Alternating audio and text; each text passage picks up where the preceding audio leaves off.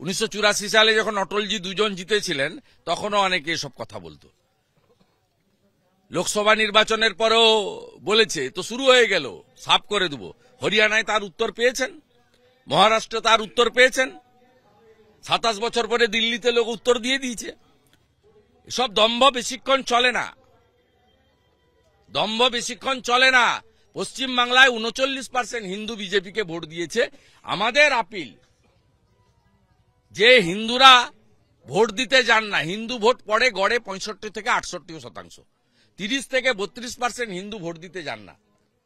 10% হিন্দু যদি এর মধ্যে এসে ভোটটা শুধু দিয়ে যান, অন্য রাজ্যে থাকেন, বিদেশে থাকেন, ভোটের সময় বাংলাটাকে বাঁচানোর জন্য, হিন্দুদের বাঁচানোর জন্য, হিন্দুদের দেবদেবী মন্দির বাঁচানোর জন্য, মোথাবাড়ির মতো ঘটনা আর যাতে না হয়, তাহলে উল্টে যাবে, আর কাউকে লাগবে না।